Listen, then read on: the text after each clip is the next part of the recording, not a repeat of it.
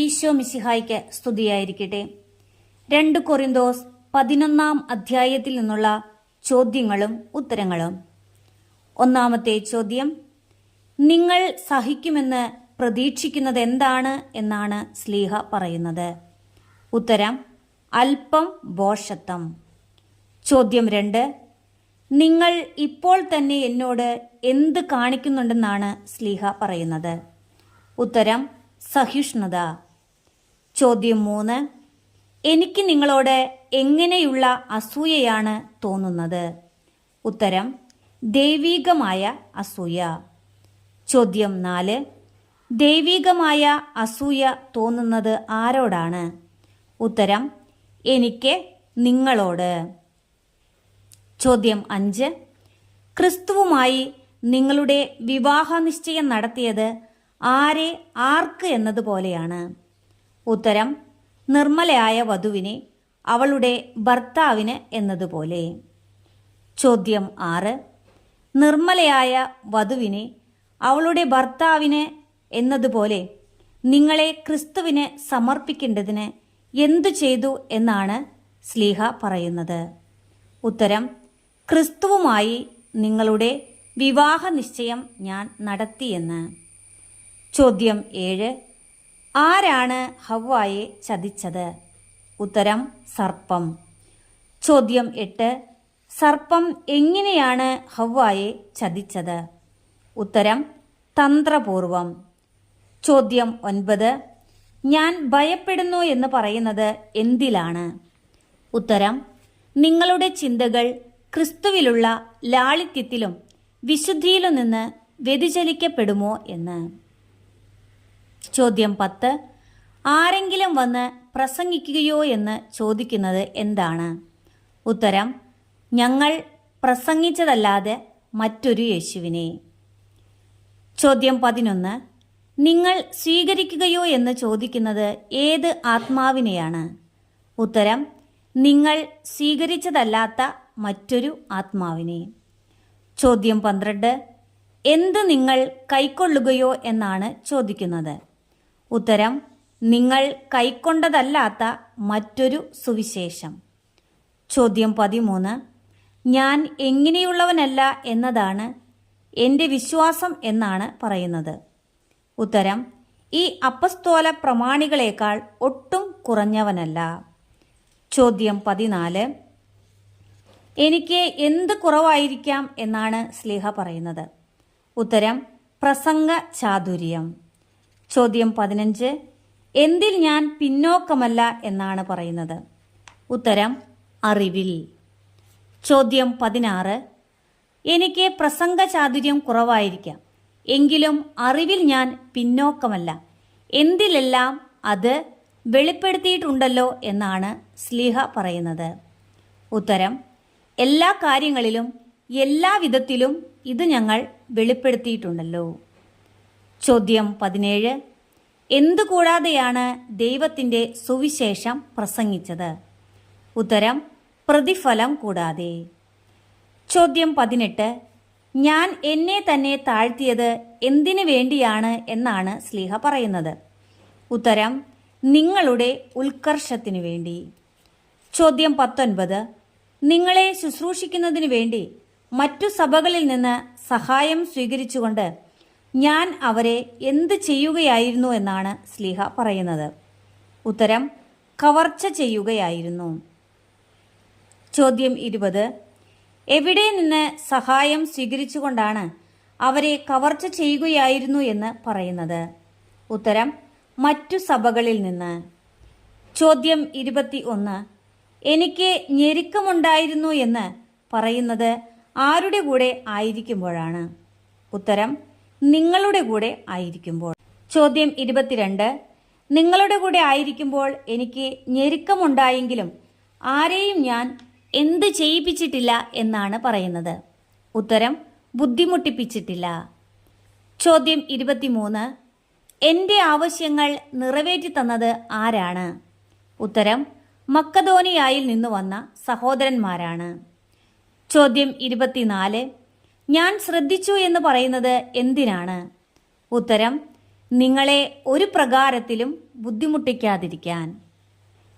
ചോദ്യം 25. മേലിലും ഞാൻ ശ്രദ്ധിക്കുമെന്ന് പറയുന്നത് എന്താണ്? ഉത്തരം: നിങ്ങളെ ഒരു പ്രകാരത്തിലും ബുദ്ധിമുട്ടിക്കാതിരിക്കാൻ. ചോദ്യം 26. എന്നിലുണ്ട് എന്ന് പറയുന്നത് എന്താണ്? ഉത്തരം: ക്രിസ്തുവിൻ്റെ സത്യം. ചോദ്യം 27. എൻ്റെ പ്രശംസ കേൾക്കപ്പെടാതിരിക്കില്ല എന്ന് പറയുന്നത് എവിടെ? ഉത്തരം: അക്കായിയ പ്രദേശങ്ങളിൽ. ചോദ്യം 28. എന്ത് ഞാൻ തുടർന്നും ചെയ്യും എന്നാണ് ശ്ലീഹ പറയുന്നത്? ഉത്തരം: ഞാനിപ്പോൾ ചെയ്യുന്നത്. ചോദ്യം 29. തങ്ങളുടെ പ്രേഷിത വേല ഞങ്ങളുടേതുപോലെയാണെന്ന് വൻപ് പറയുന്നവരുടെ അവകാശവാദം ഞങ്ങൾ എന്ത് ചെയ്യും എന്നാണ് പറയുന്നത്? ഉത്തരം: ഖണ്ഡിക്കുകയും ചെയ്യും. ചോദ്യം 30. തങ്ങളുടെ പ്രേഷിത വേല ഞങ്ങളുടേതുപോലെയാണെന്ന് വൻപ് പറയുന്നവർ ആരെല്ലാമാണെന്നാണ് ശ്ലീഹ പറയുന്നത്? ഉത്തരം: കപടനാട്യക്കാരായ അപ്പസ്തോലന്മാരും വഞ്ചകരായ ജോലിക്കാരും ക്രിസ്തുവിൻ്റെ അപ്പസ്തോലന്മാരായി വ്യാജവേഷം ധരിച്ചവരുമാണ്. ചോദ്യം 31. തങ്ങളുടെ പ്രേഷിത വേല ഞങ്ങളുടേതുപോലെയാണെന്ന് വൻപ് പറയുന്ന അപ്പസ്തോലന്മാർ എങ്ങനെയുള്ളവരാണ്? ഉത്തരം: കപടനാട്യക്കാരായ അപ്പസ്തോലന്മാർ. ചോദ്യം 32. തങ്ങളുടെ പ്രേഷിത വേല ഞങ്ങളുടേതുപോലെയാണെന്ന് വൻപ് പറയുന്നത് എങ്ങനെയുള്ള ജോലിക്കാരാണ്? ഉത്തരം: വഞ്ചകരായ ജോലിക്കാർ. ചോദ്യം 33. അത്ഭുതപ്പെടേണ്ട, ആര് പോലും പ്രഭാപൂർണനായ ദൈവദൂതനായി വേഷം കെട്ടാറുണ്ടല്ലോ എന്നാണ് പറയുന്നത്? ഉത്തരം: പിശാച് പോലും പ്രഭാപൂർണനായ ദൈവദൂതനായി വേഷം കെട്ടാറുണ്ടല്ലോ. ചോദ്യം 34. പിശാചിൻ്റെ ശുശ്രൂഷകരും എന്തിൻ്റെ ശുശ്രൂഷകരായി വേഷം കെട്ടുന്നെങ്കിൽ അതിലെന്ത് അത്ഭുതം എന്നാണ് ചോദിക്കുന്നത്? ഉത്തരം: നീതിയുടെ ശുശ്രൂഷകരായി. ചോദ്യം 35. പിശാചിൻ്റെ ശുശ്രൂഷകരുടെ പരിണാമം എന്തിനനുസൃതമായിരിക്കും? ഉത്തരം: അവരുടെ പ്രവർത്തികൾക്കനുസൃതമായിരിക്കും. ചോദ്യം 36. ഞാൻ ആവർത്തിച്ച് പറയുന്നു എന്ന് പറയുന്നത് എന്താണ്? ഉത്തരം: എന്നെ ഭോഷനായി ആരും കരുതരുതെന്ന്. ചോദ്യം 37. എന്നെ ഭോഷനായി തന്നെ സ്വീകരിക്കുവിൻ എന്ന് പറയുന്നത് എന്തിനാണ്? ഉത്തരം: എനിക്കും അല്പം ആത്മപ്രശംസ ചെയ്യേണ്ടതിന്. ചോദ്യം 38. ആരുടെ അധികാരത്തോടെയല്ല, പ്രത്യുത ആത്മപ്രശംസയിലുള്ള ഈ ദൃഢവിശ്വാസത്തോടെയാണ്, ഒരു ഭോഷനെ പോലെയാണ് ഞാൻ സംസാരിക്കുന്നത് എന്ന് പറയുന്നത് എന്ത്? ഉത്തരം: കർത്താവിൻ്റെ അധികാരത്തോടെയല്ല. ചോദ്യം 39. എന്തോടെയാണ് ഒരു ഭോഷനെ പോലെ സംസാരിക്കുന്നത്? ഉത്തരം: ആത്മപ്രശംസയിലുള്ള ഈ ദൃഢവിശ്വാസത്തോടെ. ചോദ്യം 40. ഞാനും പ്രശംസിക്കുമെന്ന് പറയുന്നത് എന്താണ്? ഉത്തരം: പലരും ലൗകിക കാര്യങ്ങളെപ്പറ്റി പ്രശംസിക്കാറുള്ളത് പോലെ. ചോദ്യം 41. ബുദ്ധിമാന്മാരായ നിങ്ങൾ ആരോട് സന്തോഷപൂർവ്വം സഹിഷ്ണുത കാണിക്കാറുണ്ടല്ലോ എന്നാണ് പറയുന്നത്?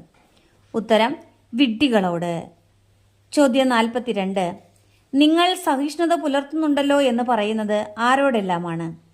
ഉത്തരം: നിങ്ങളെ അടിമകളാക്കുകയും കൊള്ളയടിക്കുകയും ചൂഷണം ചെയ്യുകയും അഹങ്കരിക്കുകയും നിങ്ങളുടെ മുഖത്തടിക്കുകയും ചെയ്യുന്നവരോട്.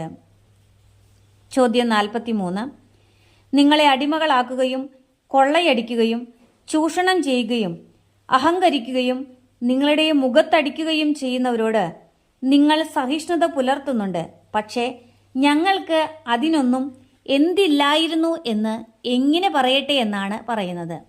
ഉത്തരം: അതിനൊന്നും ഞങ്ങൾക്ക് ശക്തിയില്ലായിരുന്നുവെന്ന് ലജ്ജയോടെ പറഞ്ഞുകൊള്ളട്ടെ. ചോദ്യം 44. ഒരു ഭോഷനെ പോലെ ഞാൻ പറയുന്നു എന്ന് പറയുന്നത് എന്താണ്? ഉത്തരം: ആരെങ്കിലും പ്രശംസിക്കാൻ ധൈര്യപ്പെടുന്ന എന്തിനെക്കുറിച്ചും പ്രശംസിക്കാൻ ഞാനും ധൈര്യപ്പെടും എന്ന്. ചോദ്യം 45. ഞാനും അതേ എന്ന് പറയുന്നത് അവർ എന്തൊക്കെയാണെന്ന് പറയുമ്പോഴാണ്? ഉത്തരം: അവർ ഹെബ്രായരാണോ, അവർ ഇസ്രായേൽക്കാരാണോ? അവർ അബ്രാഹത്തിന്റെ സന്തതികളാണോ? ഞാനും അതെ. ചോദ്യം 46. അവർ ക്രിസ്തുവിന്റെ ദാസന്മാരാണോ? എങ്കിൽ എന്തുപോലെ ഞാനും പറയുന്നു എന്നാണ് പറയുന്നത്. ഉത്തരം ഉന്മത്തനെ പോലെ. ചോദ്യം 47. അവർ ക്രിസ്തുവിന്റെ ആരാണോ എന്നാണ് ചോദിക്കുന്നത്. ഉത്തരം ദാസന്മാരാണോ. ചോദ്യം 48.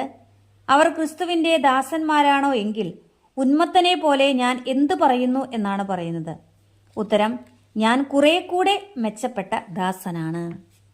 ചോദ്യം 49. അവരെക്കാൾ വളരെയേറെ ഞാൻ എന്ത് ചെയ്തു എന്നാണ് പറയുന്നത്. ഉത്തരം അധ്വാനിച്ചു. ചോദ്യം 50. സ്ലീഹ വളരെ കൂടുതൽ അനുഭവിച്ചു എന്ന് പറയുന്നത് എന്ത്? ഉത്തരം കാരാഗൃഹവാസം അനുഭവിച്ചു. ചോദ്യം 51.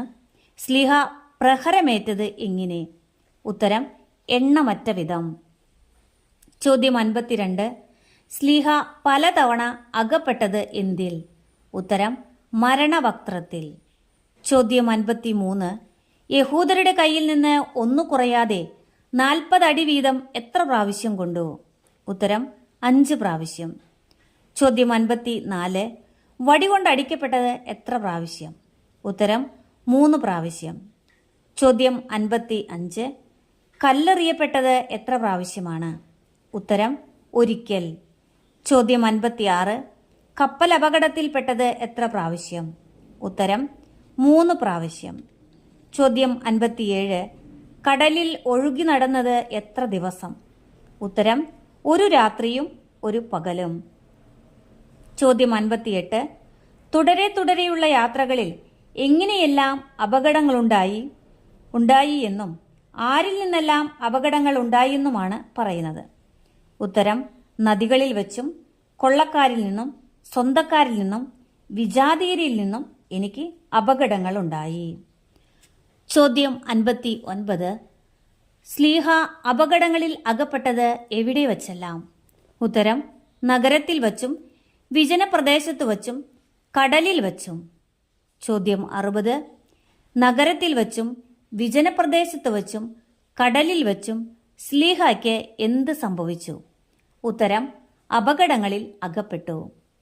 ചോദ്യം 61. ഞാൻ അധീനനായി എന്ന് പറയുന്നത് ആരിൽ നിന്നുള്ള അപകടത്തിലാണ്?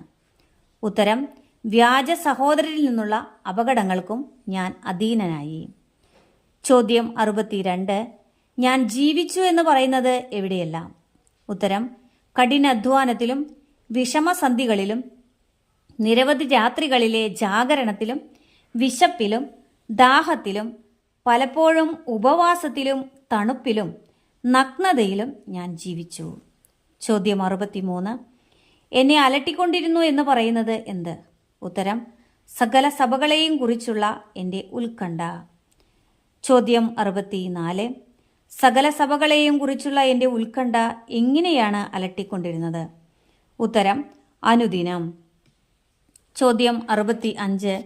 ഞാൻ ബലഹീനനാകാതിരുന്നത് എപ്പോഴാണ് എന്നാണ് ചോദിക്കുന്നത്. ഉത്തരം ആര് ബലഹീനനാകുമ്പോഴാണ്. ചോദ്യം 66. എൻ്റെ ഹൃദയം കത്തിയെരിയാത്തത് എപ്പോഴാണ് എന്നാണ് ചോദിക്കുന്നത്. ഉത്തരം ആര് തെറ്റ് ചെയ്യുമ്പോഴാണ്. ചോദ്യം 67. ഞാൻ പ്രശംസിക്കുന്നത് എന്തിനെക്കുറിച്ചായിരിക്കും? ഉത്തരം എൻ്റെ ബലഹീനതകളെക്കുറിച്ചായിരിക്കും. ചോദ്യം 68. ഞാൻ വ്യാജം പറയുകയല്ലെന്ന് ആരറിയുന്നു എന്നാണ് പറയുന്നത്? ഉത്തരം കർത്താവായ യേശുവിൻ്റെ ദൈവവും പിതാവും എന്നേക്കും വാഴ്ത്തപ്പെട്ടവനുമായ ദൈവം അറിയുന്നു. ചോദ്യം 69. കർത്താവായ യേശുവിൻ്റെ ദൈവവും പിതാവും എന്നേക്കും വാഴ്ത്തപ്പെട്ടവനുമായ ദൈവം അറിയുന്നത് എന്താണ്?